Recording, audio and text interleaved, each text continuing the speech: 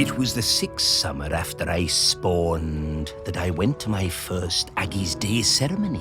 You know, Aggie, the dry cider who saved the world from cracking in two. We don't go on land until we're 6 years old. It's all swimming, wafting around. Standing up is hard at first, the weight distribution. Anyway, I went up dry side for the ceremony, and that was where I first met Sam. It was so loud and hot out there, all that shell blowing. I was bored, and my body felt dry and heavy. I was too young, really. There were souvenir stalls selling bracelets with little stones of polished lava. I wanted one so bad I would not shut up about it. Sam saw I was fed up. They took me up the beach, away to the dunes, and Sam gave me a little polished stone of my own to play with. Had a heart of gold, they did. It wasn't until years later that I found out it was a tiny replica of the one Aggie died on. We became good friends. Sam helped a lot. They were always on my side. My pod, we were quite traditional, didn't like us working with the dry siders, but Sam talked me into going for the job as a diver on the new harbour. If it wasn't for them, I don't think I'd have tried. That stone was my lucky charm. I took it with me when I went for the interview, and I took it down with me when I went on my first dive. I had a pocket made specially in my tool belt. Sam took me under their fin, invited me out to the Camel, and let me stay with them and Blythe on the ferry if it was a late one. And there were plenty of late ones. Karaoke nights are still my favourites. Every time I feel that lucky stone in my pocket, I think of Sam.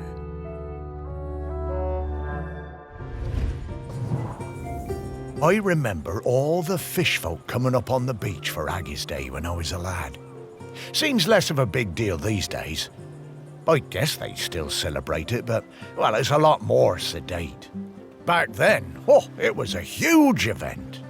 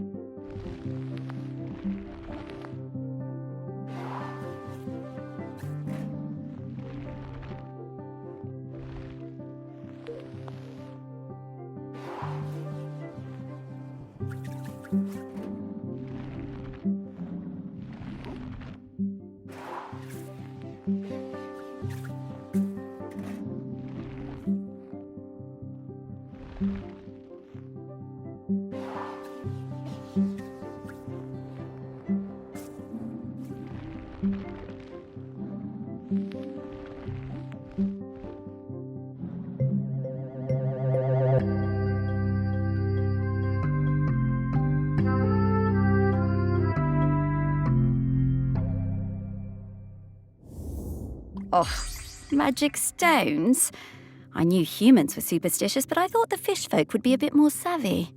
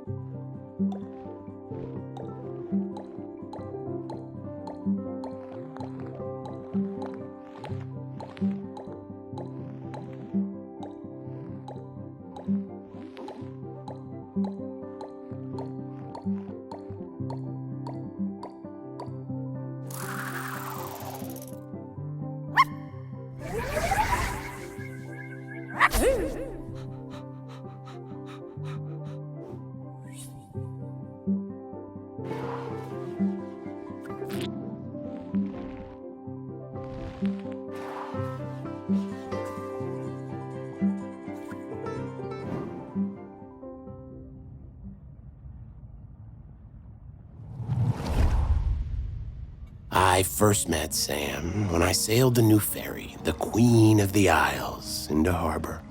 Of course, I'd heard of the fish folk, but I'd never met one.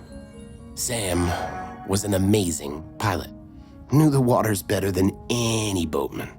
It was strange steering a course for someone actually in the water, but we never went wrong with Sam to guide us in. Next time I was in Shelmerston, we went for a drink at the Camel. I'm more into bats than beer, but Sam was intriguing, and the atmosphere in there was great, like a warm nest. Great band, too.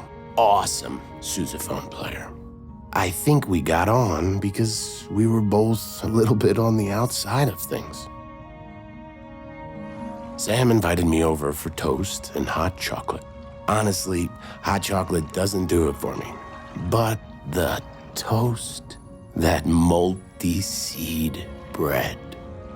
Sam made the best toast.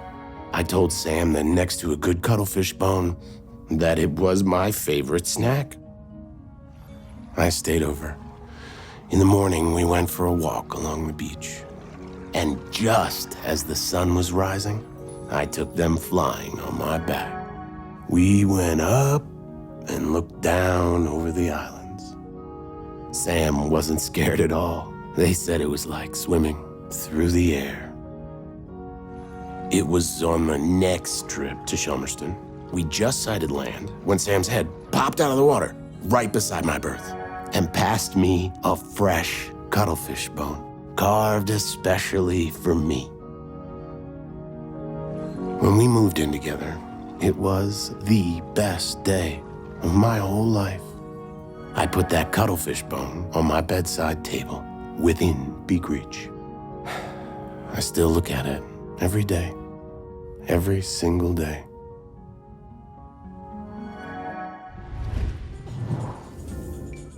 I just remembered that time Blythe and I did a duet at the karaoke. Oh, I can't believe I agreed to it.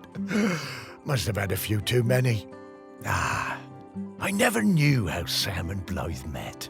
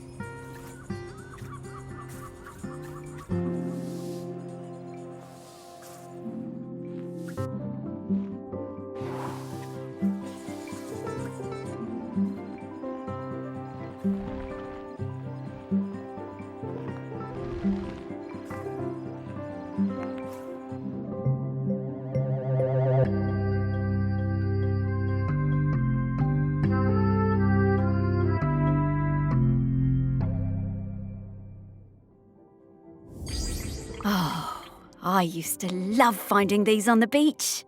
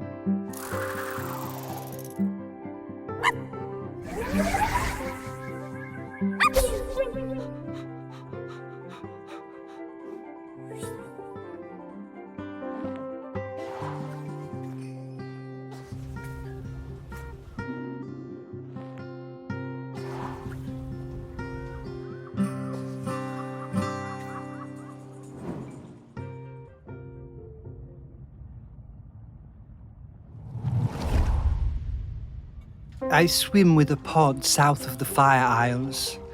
I believe the dry-siders call the larger one Shelmerston. It's where the ceremony happens for the dry-sider who stopped the world from cracking. That's where I first heard talk of toast and where I met the friend called Samphire. I did not believe it at first, a food which snaps so dry. Then one morning at sunup, I followed a ship and caught a blackened slice as it arced into the water. This was the start of my lifelong love of toast. I saw Samphire on the dry side and came up out of the sea to ask them for toast. They asked me to put on some pants, but I refused to denigrate myself with dry-side fabric. No matter, I had brought some shiny coins with me that I found on the seabed and secreted in my swimming folds. Sam took me to their parents' toast shack, but they refused to serve me without clothes. They also told me that my shiny coins were unsuitable, too old. So Sam lent me some trousers, and I swept the toast shack in return for crispy slices. Sam taught me some of the ways of the dry-siders, but to be honest, I'm only interested in the toast. I never wanted to eat anything else. Sam understood this.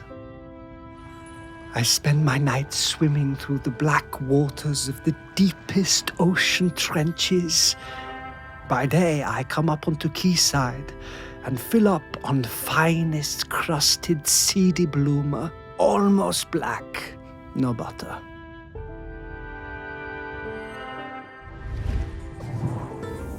Oh, I could really go for a nice piece of toast right now. But, yeah, with butter.